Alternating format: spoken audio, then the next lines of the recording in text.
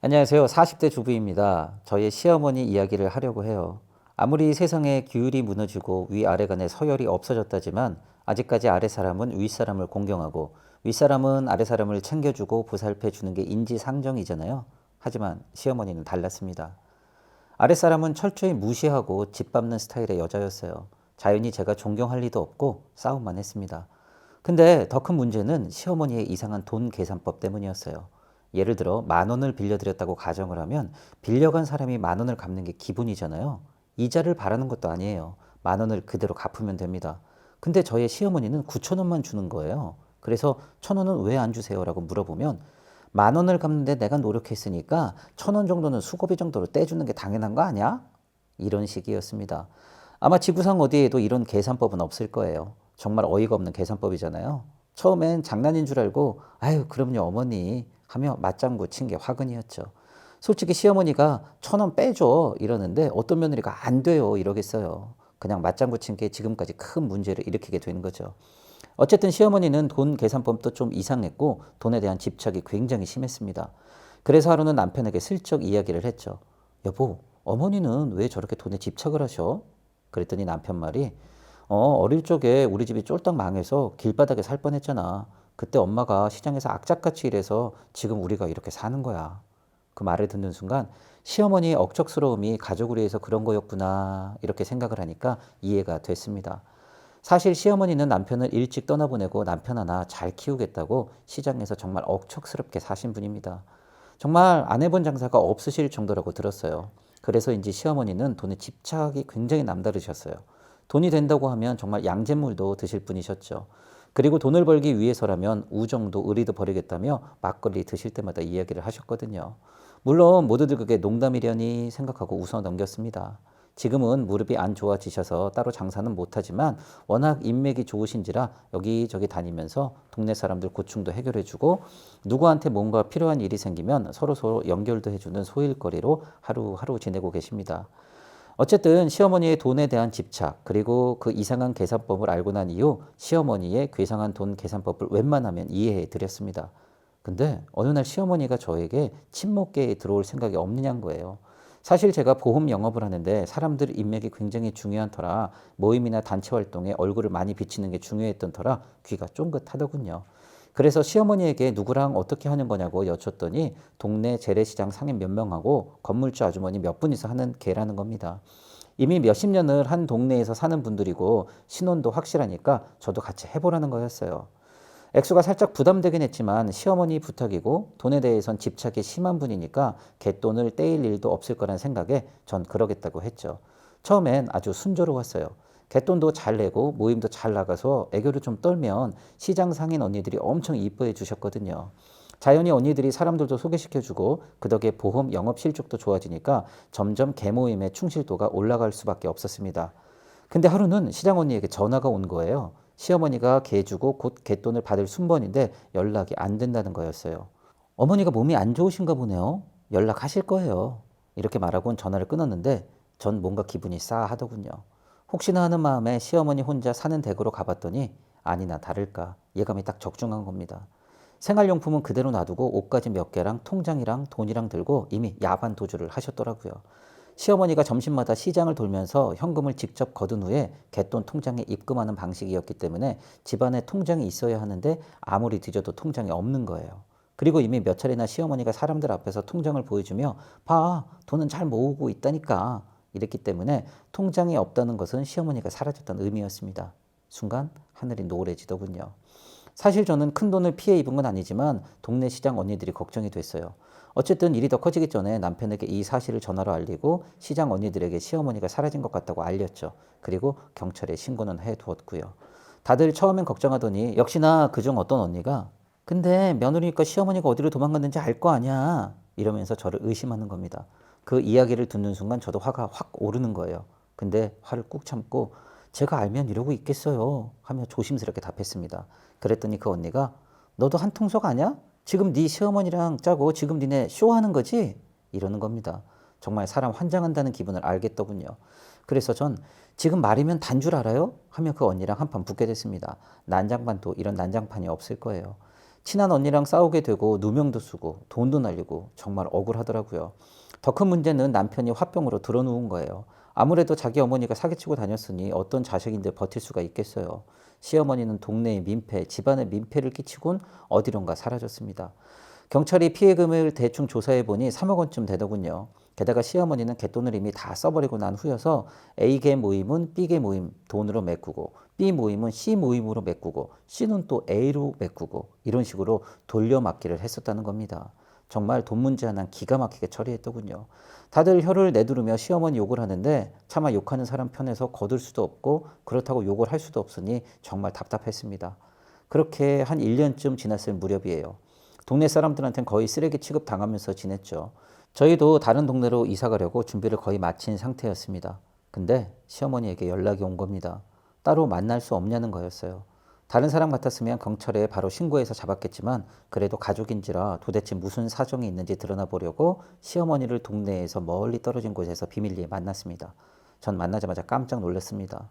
행색이 너무 휘황찬란해진 겁니다. 아무리 3억 원을 갖고 잠적을 했는데 고작 1년 만에 무슨 재벌가 사모님 모습으로 나타날 줄은 상상도 못했으니까요. 전 정말 너무 놀랐습니다. 그래서 어떻게 지내셨어요? 돈은요? 이 말부터 했더니 시어머니는 노발대발 하시는 거예요. 어떻게 사람을 오랜만에 보자마자 돈 얘기부터 하냐며 화를 내시는 거예요. 그래서 어떻게 지내셨어요? 하니까 3억 원으로 아주 신나게 돌아다니셨더군요. 원 없이 쓰고 원 없이 놀다가 어디에 투자를 했는데 떼돈을 벌었다는 거예요. 전 너무 어이가 없어서 3억으로 얼마를 버셨는데요? 라고 물었더니 한 100억 되나? 이러는 겁니다. 거기서부터 사기 냄새가 물씬 풍기더군요. 아니 대한민국에 아무리 눈먼 돈이 굴러다닌다고 해도 60 넘은 노인네가 3억 투자해서 100억을 만들어줄 눈먼 돈이 어디 있겠어요. 그래서 제가 뭘로 돈을 버셨는지 모르겠지만 돈을 버셨으면 일단 시장 언니들에게 다 갚고 경찰에 자수하시는 게 좋겠다고 말씀을 드렸습니다. 그랬더니 시어머니는 그렇지 않으려도 갚으려고 왔다 이러시는 거예요. 그러면서 일단 시어머니가 살고 있는 모텔에 같이 가자는 거예요. 도대체 또 무슨 사고를 치려고 이러나 걱정 반 호기심 반에 따라갔더니 우리가 사는 동네에서도 한참 떨어진 동네에 있는 모텔로 저를 데리고 가는 거예요. 대충 훑어보니 웬 60대 여자랑 같이 살고 계신 겁니다. 제가 오니까 그분이 엄청 반가워하면서 아 이분이 말로만 듣던 그 며느리시구나 반가워요 말씀 많이 들었어요 이러는 거예요. 그러면서 저를 엄청 챙겨주시더군요. 그리고는 저한테 돈 뭉치 하나를 주면서 시어머니가 민폐를 많이 끼쳤다면서요 일단 이거 받으세요. 그리고 제가 시어머니랑 같이 사업을 해요. 그러니 이제 걱정 안 하셔도 돼요. 이런 말을 하는 겁니다. 대충 보니 1,000만 원 정도 되는 것 같았어요. 내가 전부 다 현금으로 찾아놨다. 내가 설마 며느리 힘들게 하겠니? 이러는 거예요. 그러면서 그 돈으로 사고 싶은 거 사고 그리고 시장 언니 중에 너랑 나랑 제일 친했던 그 뚱뚱했던 언니 있지? 그 언니한테만 말해서 내일 여기로 데리고 와. 내가 돈 준다고 하면서 알았지? 이러는 겁니다. 그래서 전 돈을 갚으실 거면 시장 언니들 전부 다 오라고 해서 갚으시면 되죠. 왜 뚱뚱한 언니만 오라고 하세요? 그랬더니 시어머니는 너는 몰라 이거 사. 그 언니들하고 내가 다 이야기 된 게 있으니까 일단 너는 돈 받고 나머지 돈으로 언니들 신세 갚을 거야. 그렇게 알고 있어? 이러는 겁니다. 그리고는 집으로 가려고 하는데 시어머니랑 그 시어머니 친구분이 꼭 비밀 지키세요. 내일 봐요. 이러는 겁니다. 뭔가 좀 이상하더군요. 그래서 전 모텔 근처에 숨어서 계속 지켜봤습니다. 그랬더니 한참 후에 시어머니랑 그 친구분이 나와서 어느 건물로 들어가는데 그 건물 들락날락하는 사람들을 보니까 불법 다단계인 것 같았습니다. 안 되겠다 싶어서 남편에게 전화를 해서 상의를 했죠. 남편은 시어머니랑 말도 하기 싫다며 노발대발했고 저는 저 나름대로 시어머니를 숨겨드릴 수도 없고 그렇다고 신고를 할 수도 없으니 정말 난감하더라고요. 고민 끝에 시어머니를 눈 감아주는 것은 아니라는 생각이 들었어요. 그래서 남편을 잘 설득해서 그날 밤에 다시 모텔로 찾아갔습니다. 시어머니는 왜 남편을 데리고 왔냐면 노발대발을 했고 시어머니 친구는 어차피 이렇고 된 거 잘 됐다며 우리랑 같이 하면 3억은 돈도 아니에요. 그리고 시어머니가 그 돈으로 만든 사업체니까 다른 사람보다 며느리나 아드님이 금방 더 돈을 벌 수 있어요. 이러면서 우리를 꼬시는 겁니다. 하지만 남편은 자수하러 가자고 어머니를 계속 설득했죠. 그랬더니 시어머니가 갑자기 돈 뭉치들을 보여주는 거예요. 이거 봐라. 니들 이거 타면 안 나니? 니네도 우리랑 같이 하면 이렇게 돈 벌 수 있어. 그리고 통장 몇 개를 보여주면서 그리고 이거 봐라. 이게 다 내 돈이야. 이렇게 말씀하시는데 눈에서 광기가 보이더라고요. 옆에서 시어머니 친구도 그래요. 요즘 누가 땀 흘려 돈을 벌어요. 그래봤자 서울에 집 하나 못 사요. 근데 우리랑 같이 하면 이렇게 돈을 벌 수 있다니까. 이러면서 계속 우리를 꼬시는 겁니다. 너무 허황된 이야기만 늘어놓으시는 게 너무 안쓰럽기도 했고 이렇게 놔뒀다간 또 다른 사고를 칠 것만 같더라고요. 묵묵히 어머니 이야기를 듣고 있던 남편이 갑자기 소리를 꽥 하고 지르더니 시어머니가 가져온 돈 뭉치를 꺼내들고 라이터로 불을 지르는 겁니다. 저는 얼른 가서 말리면서 이게 무슨 짓이야? 그랬죠. 남편은 어머니 저랑 지금 자수하러 가요. 이게 뭡니까? 돌아가신 아버지 보기도 부끄럽지 않으세요? 동네 사람들이 보면 혀를 차요. 그래서 이젠 30년도 넘게 산 동네도 이사갈 판인데 갑자기 다시 나타나서 이게 무슨 꼬락선이냐고요. 그냥 자수하세요. 안 그러면 이거 불 질러버릴 거예요. 이러는 겁니다. 이러다가 난리가 나겠더군요. 저는 말리느라 바쁜데 시어머니는 코웃음을 치면서 어이구 너 영화 많이 봤구나. 질러라 질러 그게 얼만데 그걸 불 지르냐 이러시더군요. 남편은 너무 어이가 없는지 야 우리 엄마 완전 미쳤네 미쳤어. 이게 다 이놈의 돈 때문이야. 이러더니 돈뭉치에 진짜로 불을 붙이는 겁니다. 제가 얼른 돈뭉치 뺏어서 탈탈 털어내서 불은 껐지만 돈뭉치 일부가 살짝 탔더라고요. 그제야 시어머니가 너 미쳤니? 이러면서 벌벌 떠시더라고요. 남편은 자수 안 하면 돈을 싹 불지르겠다며 난리를 피우고 방이 소란스러우니까 모텔 주인이 쫓아 들어오고 아주 난리 법석이 됐습니다. 시어머니는 벌벌 떨면서 내가 잘못했다. 알았다. 내가 지금 자수할 테니까 그 돈만은 태우지 마라. 이러시는 겁니다. 그리고 112에 직접 자수 신고를 했습니다. 그리고 시어머니 친구는 뭐가 찔렸는지 혼란한 틈에 어디론가 도망을 쳤고요. 그리고 가방 안에 있던 돈 뭉치를 보니까 지폐 다발 위에만 돈이 있고 밑에는 전부 종이 쪼가리더군요. 말 그대로 사기였던 겁니다. 어머니는 경찰서에 가서도 계속 횡설수설하며 나 경찰서 가면 어차피 돈 다 뺏긴다. 이 돈 갖고 있어. 응, 알았지? 나 니들 위해서 돈 모은 거야. 그 돈 니들이 다 가져. 이러는 겁니다. 솔직히 어머니가 우리에게 제대로 준 돈은 아까 불지르려고 했던 그 돈 뭉치뿐이었어요. 동네엔 시어머니가 잡혔다는 소문이 금방 퍼졌죠. 시장 언니들이 우르르 쫓아가서 시어머니에게 따졌는데 어쩌겠습니까? 이미 시어머니에게 돈은 없었으니까요. 게다가 정신이 조금 나간 것 같다며 동네 사람들이 혀를 차더군요.